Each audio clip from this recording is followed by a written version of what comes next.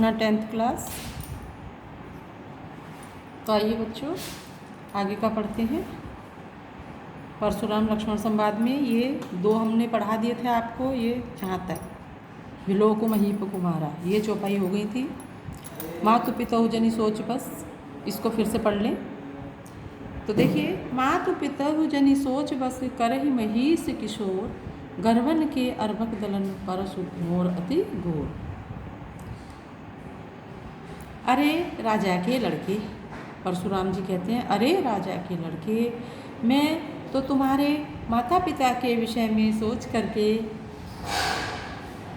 तुमको नहीं मार रहा हूँ, माता पिता के विषय में सोच रहा हूँ, नहीं तो मेरे इस परसे की गर्जना से, घोर से गर्भवती स्त्रियों के भी गर्भ नष्ट हो जाते हैं।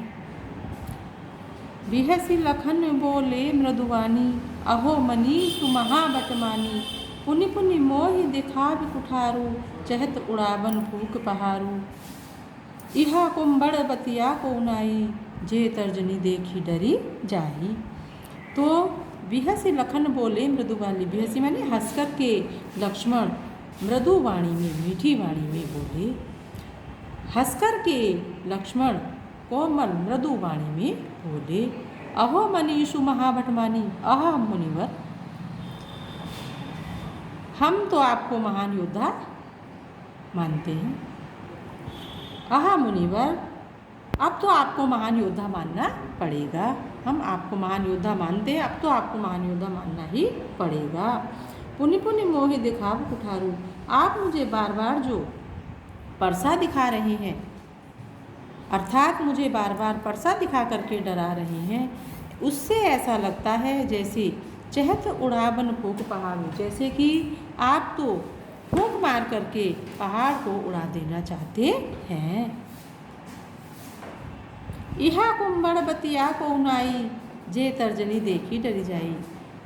हम कोई कुंभड़ बतिया यानी छुई मुई का पौधा नहीं है, हम कोई छुई मुई का पौधा नहीं है जो आपकी तर्जनी उंगली को देखकर डर जाएं। अर्थात जिस प्रकार से छुई मुई का पौधा जो है छूने से मुरझा जाता है, उसी प्रकार से हम कोई छुई मुई का पौधा नहीं है जो आपकी तर्जनी उंगली को देख करके डर जाएंगे। अर्थात आपके धमकाने से, आपके डराने से हम डर जाएंगे।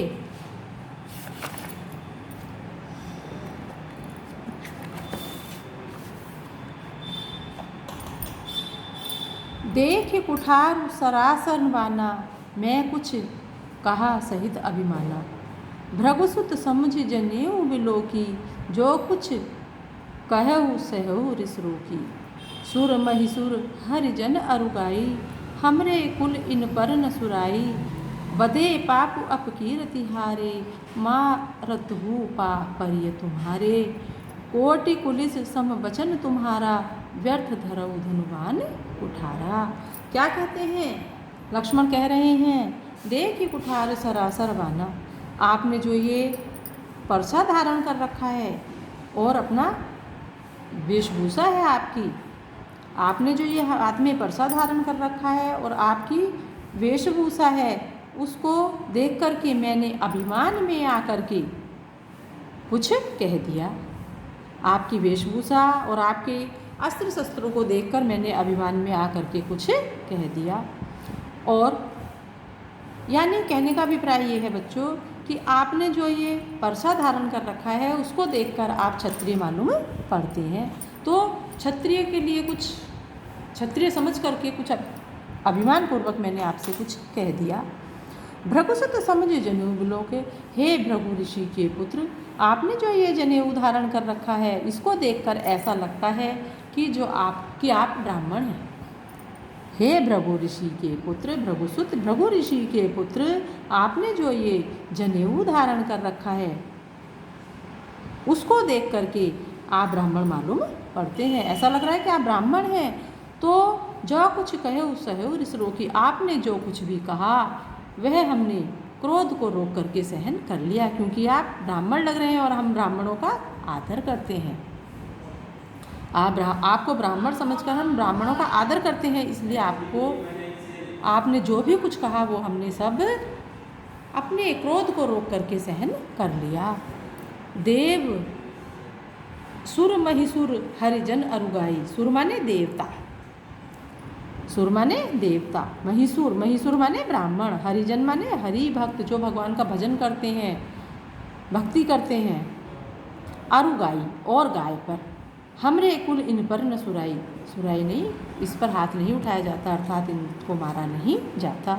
देवता, ब्राह्मण, हरिभक्त और गाय पर हम कभी भी शस्त्र नहीं उठाते हैं, क्योंकि बधे पाप अपकीर्ति हारे। यदि इनकी मृत्यु हो जाए, भाई हमारे शस्त्र से युद्ध में इनकी मृत्यु हो जाती है तो हमको पाप लगता है, और यदि इनसे हम हार जाते हैं अब तो क्या होता है, अपयश मिलता है। किस किस से? देवता, ब्राह्मण, भक्तजन और गाय। इस पर जो है क्षत्रिय लोग हाथ नहीं उठाते हैं, अपना शस्त्र नहीं उठाते हैं, क्योंकि यदि इनका वध हो जाए तो पाप मिलता है, और यदि इनसे हार जाए तो अपयश मिलता है। मारतहु पापर ये तुम्हारे, इसलिए आपके ही चरणों में पड़े रहेंगे, क्योंकि वो ब्राह्मण है, इसलिए हम आपको मारेंगे नहीं, आपसे युद्ध नहीं करेंगे, बल्कि आपके चरणों में ही, आपके पैरों में ही पड़े रहेंगे। कोटि कुकुलिश सम वचन तुम्हारा, व्यर्थ धरऊ धनुबान कुठारा। हे ऋषिवर, आपका तो जो वाणी है, हे ऋषिवर आपकी तो वाणी भी करोड़ों वज्रों के समान है। हे ऋषिवर आपकी तो वाणी भी करोड़ों वज्रों के समान है, फिर बेकार ही यह आपने कुठार, कुठार यानी जो परसा है, शस्त्र है, वो क्यों धारण कर रखा है? फिर आपने ये परसा व्यर्थ ही क्यों धारण कर रखा है? जो बिलो की अनिचित कहऊ, क्षमहु महामुनि धीर, सुनि सरोस भृगवंश मणि बोले गिरा गंभीर। जो बिलो की अनुचित कहऊ, इस प्रकार देख करके हमने कुछ अनुचित कह दिया है तो हे महामुनि क्षमा करना। हे ऋषिवर, यदि ऐसा जान करके कुछ अनुचित कह दिया है, कुछ गलत कह दिया है, तो हे महामुनि मैं आपसे माफ़ी मांगता हूँ, क्षमा कर दीजिए। सुनी सरोस भृगवंश मणि बोले गिरा गंभीर। इस प्रकार के लक्ष्मण के वचन को सुनकर कौन? भृगुवंश शिरोमणि परशुराम जी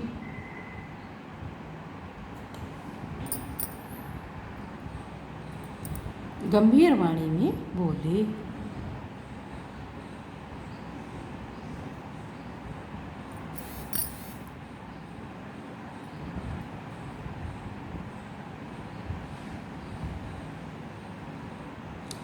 कौशिक सुनहु मंद यहु बालक, कुटिल काल बस निज कुल घालक। किनसे बोल रहे हैं? विश्वामित्र से। कौशिक सुनहु मंद यह बालक, हे कौशिक सुनो। मंद यह बालक, यह बालक क्या है? मंद बुद्धि है। हे कौशिक सुनो, हे विश्वामित्र सुनो, ये बालक मंद बुद्धि है। कुटिल, कुटिल माने टेढ़ा है। काल बस, और अपने काल के वशीभूत होकर के निज कुल घालक, अपने कुल को क्या है? आघात पहुँचाने वाला है। भानुवंश राकेश कलंकु, निपट निरंकुश अबुध असंकु। यह बालक सूर्यवंश में चंद्रमा में कलंक के समान है। राकेश माने चंद्रमा। यह बालक सूर्यवंश में चंद्रमा, सूर्यवंश में यानी रघुवंश में चंद्रमा में कलंक के समान है, अर्थात ये बालक ऐसा है सूर्यवंशियों के लिए जिस प्रकार से चंद्रमा में कलंक होता है। निपट है, निरंकुश है, निरंकुश यानी स्वच्छंद है, अनुशासनहीन है, अबोध है यानी मूर्ख है, और निडर है। निशंकु माने निडर। हे विश्वामित्र सुनो, ये बालक सूर्यवंश में चंद्रमा में कलंक के समान है। निपट है, निपट निरंकुश है, स्वच्छंद, अनुशासनहीन, अबोध है और निडर है। काल कबलु होइए छन माही, कहु पुकारी खोरी मोहि नाही। यह काल के वशीभूत हो गया है, मैं इसको क्षण भर में ही मार दूंगा। यह बालक काल के वशीभूत हो गया है, अर्थात ये मरना ही चाहता है, मैं इसको अभी क्षण भर में मार दूंगा। कहु पुकारी खोरी मोहि नाही, मैं यह बात सभी के सामने पुकार पुकार कर कह रहा हूँ, फिर कोई मुझे दोष ना दे। तुम हट कहु जो चहु उबारा, कही प्रताप बल रोष हमारा। हे मुनिवर, यदि तुम हट करके इस बालक को बचाना चाहते हो, हे ऋषिवर, इस बालक को यदि तुम बचाना चाहते हो तो हमारा प्रताप यानी हमारा बल पराक्रम और हमारा क्रोध इसको अच्छी प्रकार से समझा दीजिए। हमारे बल, हमारे पराक्रम और हमारे विषय में इनको अच्छी प्रकार से समझा दीजिए और इनको समझा लीजिए अच्छे से। लखन कहो मुनि सूल सुजस तुम्हारा, लखन कहो मुनि सुजस तुम्हारा, तुम ही अछत को बरने पारा। अपने मुँह तुम आपनि करनी, बार अनेक भांति बहु बरनी। लक्ष्मण ने कहा उनकी इस प्रकार की बातों को सुनकर, किनकी? परशुराम के इस प्रकार की बातों को सुनकर के लक्ष्मण ने कहा, हे मुनिवर, तुम्हारे यश को तुम ही अछत को बरने पारा। अपने जो बड़ाई है, हे मुनिवर, अपनी बड़ाई को तुमने अनेकों बार समझा कर बता दिया है। आपकी तारीफ हमने आपके ही मुँह से अच्छी प्रकार से बार बार सुन ही ली है। अपने मुँह तुम अपनी करनी, बार बार बहुभांति बननी। अपने मुँह से अपनी तारीफ तुमने अनेकों बार कर ली है। अपने मुँह से अपनी तारीफ तुमने अनेकों बार कर ली है। फिर से देखिए इन दोनों पंक्तियों के अर्थ को। लखन कहो मुनि सुजस तुम्हारा, लक्ष्मण ने कहा, हे मुनिवर, आपका यश, आपकी बड़ाई आपसे अच्छा और कौन बता सकता है? तो आपसे अच्छा और कौन समझा सकता है? अपने मुँह से तुमने अपनी बड़ाई अनेकों बार कर ली है। नहीं संतोष तो पुण्य कुछ कहिए। यदि इतने पर भी आपको संतोष नहीं है, यदि इतने पर भी आप कुछ और कहना चाहते हैं तो फिर से कह दीजिए। यदि इतने पर भी आपको संतोष नहीं है, आप कुछ और भी कहना चाहते हैं तो फिर से कह दीजिए। जन रिस रो की दुसह दुख सहिए। हम अपने क्रोध को रोक करके, अपने क्रोध को मन में दबा करके, और क्या है, दुसह दुख सहु, और असहनीय दुख को सह करके भी हम सुन लेंगे। वीर व्रती तुम धीर अछोभा, गारी देत न पावो शोभा। आप वीर व्रत को धारण करने वाले हैं, अर्थात आप अपने को वीर कहते हैं। तुम धीर अछोर, वीर पुरुष क्या होता है? इस प्रकार से अपनी बड़ाई स्वयं करते हुए शोभा नहीं देते। इस वीर तो आप तो वीर व्रत को धारण करने वाले हैं, धैर्यवान हैं, धीर हैं और धैर्यशाली हैं। इस प्रकार से अच्छा नहीं लगता, इस प्रकार से आप शोभा नहीं देते। अपने मुँह से अपनी गारी देत न पावो शोभा, अर्थात वीर पुरुष जो होते हैं वो अपनी बड़ाई अपने मुँह से करते हुए शोभा नहीं देते हैं। सूर समर करनी करही, सूर समर करनी करही, कही न जनाबहि आपू, विद्यमान रन पाई रिपु, कायर कतहि प्रतापू। क्या कहते हैं? सूरदास जी कहते हैं, तुलसीदास कहते हैं, सूर समर करनी, सूरवीर, समर माने युद्ध भूमि में क्या करते हैं? युद्ध। सूरवीर जो होते हैं, योद्धा जो होते हैं, वो युद्ध भूमि में युद्ध करते हैं। कहीं जनाब आपो, अपनी बड़ाई स्वयं नहीं करते, अपनी वीरता के विषय में बखान करते हुए अच्छे नहीं लगते हैं। विद्यमान रन पाए रिपु, कायर कतई प्रतापु। और कायर पुरुष क्या होते हैं? शत्रु के सामने अपनी बड़ाई करते हैं। कायर पुरुष शत्रु के सामने अपनी बड़ाई करते हैं। कायर पुरुष जब रण में उपस्थित होते हैं, विद्यमान रण पाई रिपु, जो शत्रु, रिपु माने शत्रु, जो कायर शत्रु होते हैं वो युद्ध में उपस्थित होकर के अपनी कायरता, अपना बल पराक्रम के द्वारा ही बखान करते हैं।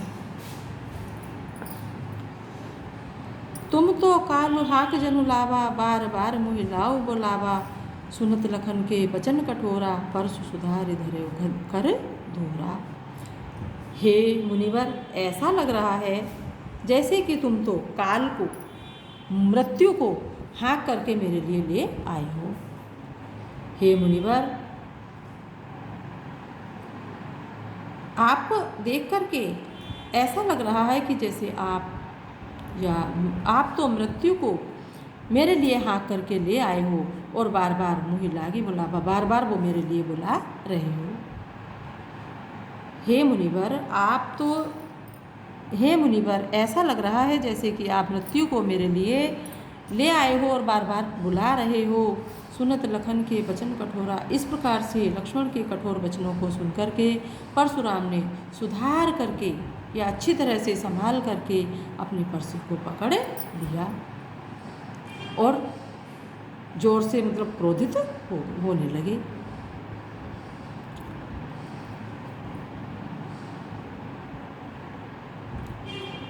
लक्ष्मण के कठोर वचनों को सुनकर के परशुराम जी ने अपने परसे को संभाल करके हाथ में पकड़ लिया और क्रोधित हो गए। अब जन देव दोषी मुहि लोगु, अब कोई भी मुझे दोष मत देना, अब कोई भी लोग मुझे दोष ना दें। कटुवादी बालक बदजोगी, कठोर बोलने वाला, कटुवादी कठोर बोलने वाला ये बालक निश्चित रूप से मरने के योग्य है। बाल बिलो की बहुत में बाचा, मैंने बालक समझ करके इसको बहुत अधिक बचाया, बालक समझ करके, बालक जान करके मैंने इसको बहुत बचाया। अब यह मरण यार भाषाचा, लेकिन अब ये मरने के योग्य ही है। मैं सच्ची सच्ची बात बता रहा हूँ, मैं सच कह रहा हूँ कि अब इसको कोई नहीं बचा सकता, अब ये मरने के योग्य हो गया है। कौशिक कहा क्षमी अपराधा, बाल दोष गुण नहीं लगाता। बात को बढ़ता हुआ देख करके, उनके क्रोध को और अधिक बढ़ता हुआ देख करके कौशिक ने कहा, कौशिक कौन है? विश्वामित्र जी गंभीर वाणी में बोले।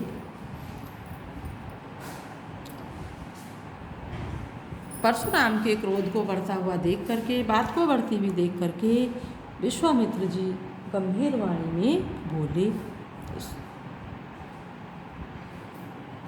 कौशिक कहा क्षमी अपराधा, विश्वामित्र बोले कि हे मुनिवर, बालक के अपराध को क्षमा कर दिया जाता है। बालक के गुण और दोष गिने नहीं जाते। साधु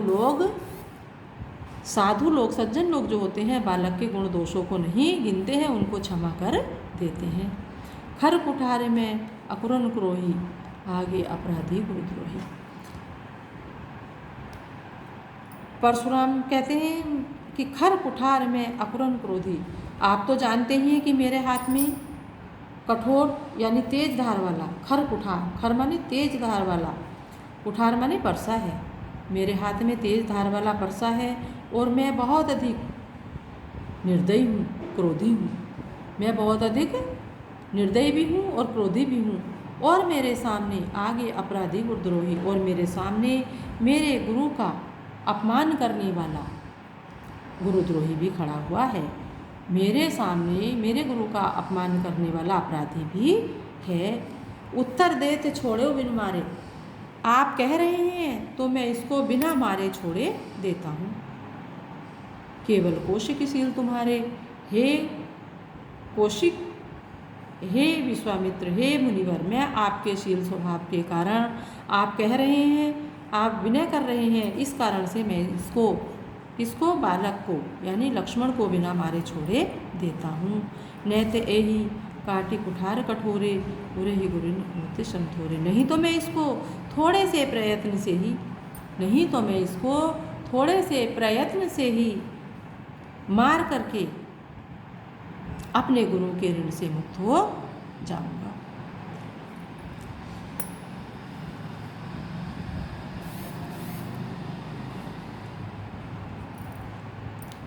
गादि सुन कह हृदय हसी, मुनहि हरिहर सूज। आए मैं खांड न उख में, अजहु न बूझ अबूझ। यानी गादि सुन कहे हृदय हसी, इस प्रकार के परशुराम के द्वारा इस प्रकार के वचनों को सुन करके मुनहि हरिहर सूझ, क्या सोच रहे हैं?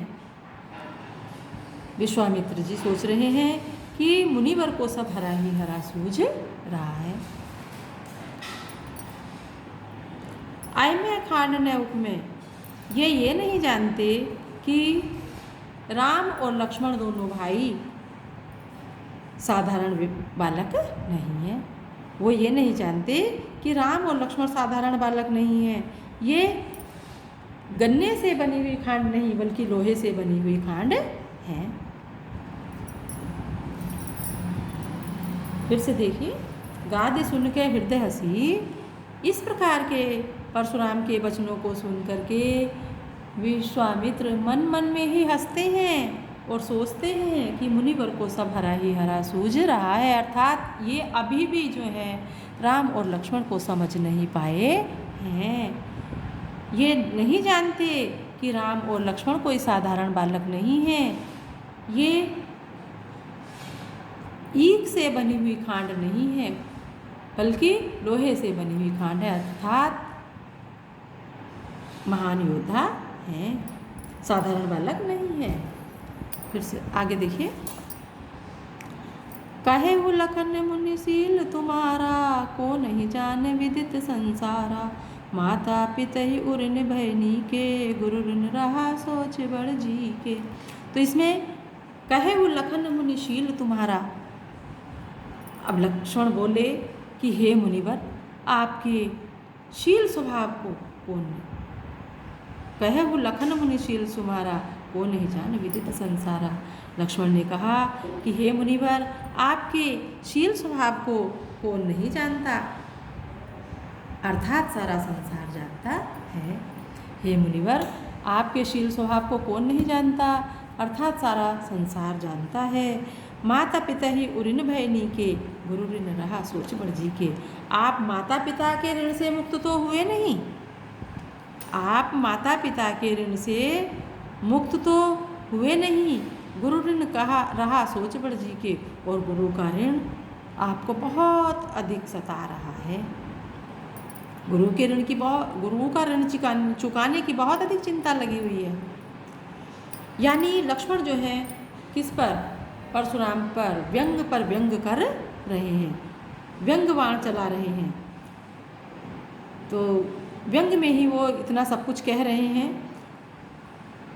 सो जनु हमरे माथे काढ़ा, यानी आप व्यंग में ही वो कह रहे हैं कि हे मुनिवर, आप माता पिता के ऋण से तो मुक्त हुए नहीं, और गुरु का जो ऋण है वो आपको बहुत अधिक सताए जा रहा है, जो आपने हमारे माथे मढ़ दिया।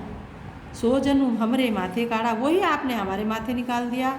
चलो ठीक है, दिन चली गए ब्याज बढ़ी लागा। अब तो दिन भी बहुत बीत गए होंगे, बहुत सारा ब्याज बढ़ गया होगा, अब आनिए व्यवहार्य खोली। अब तो आप ऐसा करिए मुनिवर, किसी हिसाब लगाने वाले को बुला लीजिए, अर्थात किसी मुनीम को बुला लीजिए। तुरंत देऊ मैं थैली खोली, और मैं तुरंत ही आपको अपनी थैली खोल करके निकाल कर दे दूंगा। सुनी कटु वचन कुठार सुधारा, परशुराम लक्ष्मण के इस प्रकार के वचनों को सुन करके, लक्ष्मण के व्यंगपूर्ण इन वचनों को सुन करके परशुराम बहुत अधिक क्रोधित हो गए। सुनी कटु वचन कुठार सुधारा, उन्होंने क्या किया, अपने परसे को जो है संभाल लिया, सुधार कर पकड़ लिया। हाय हाय सब, और क्या है, अपने परसे को सुधार कर पकड़ लिया और लक्ष्मण को मारने के लिए तैयार हो गए। हाय हाय सब सभा पुकारा, सब जो सभासद बैठे हुए थे वहाँ सब कहने लगे कि ये सब गलत है, ऐसा नहीं बोलना चाहिए, ऐसा नहीं बोलना चाहिए। भृगुवर परस दिखावे मोही, विप्र विचार वचन नप दोही। इस प्रकार से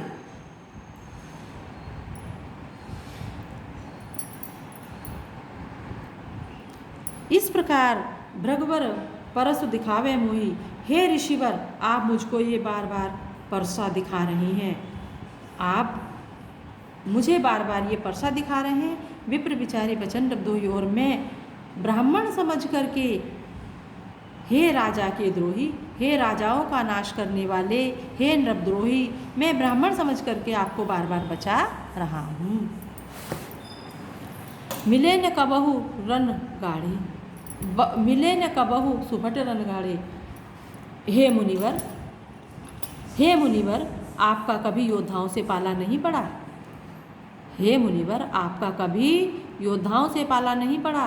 द्विज देवता घरी के बाड़े, आप केवल घर घर के ही, हे ब्राह्मण द्विज देवता, हे ब्राह्मण देवता आप केवल आप अपने घर के ही योद्धा हैं। लक्ष्मण क्या कह रहे हैं कि आपका कभी योद्धाओं से पाला नहीं पड़ा है, हे ब्राह्मण देवता आप केवल घर के ही योद्धा हैं। अनुचित कहे सब लोक पुकारी, रघुपति सहने लखन बिलारी। सब कहने लगे सभासद कि ये अनुचित है, ये अनुचित है, ऐसा नहीं कहना चाहिए। सब पुकार पुकार कर ये कहने लगे।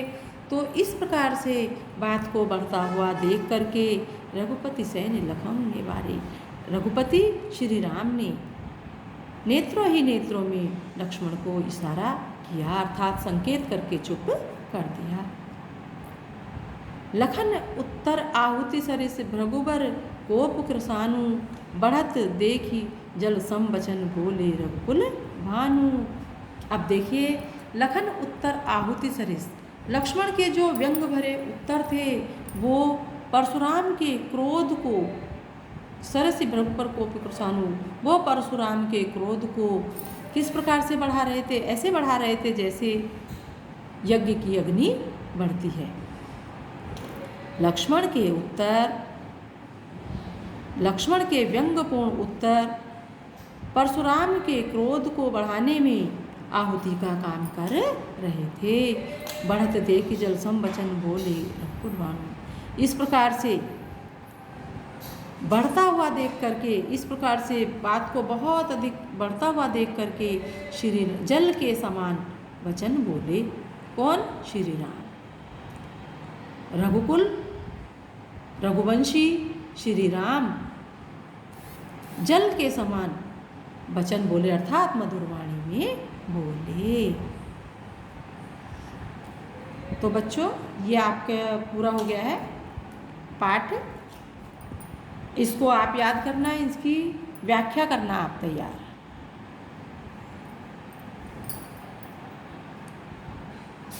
व्याख्या फिर मैं एक बार बता दूं, जैसे व्याख्या आपको करनी है कैसे, उसमें पहले प्रसंग लिखेंगे, पहले संदर्भ लिखेंगे, फिर प्रसंग लिखेंगे, फिर व्याख्या करेंगे, फिर विशेष। जैसा कि आपको मैंने पहले 9th क्लास में बताया है, पहले भी बता रही थी। आप कीजिए, यदि नहीं आता है आपको तो फिर आप मुझसे कांटेक्ट कर लेना, मैं आपको फिर से समझा दूँगी। तो इसकी व्याख्या आपको करनी है। शब्दार्थ पढ़ लेना, इनको याद कर लेना।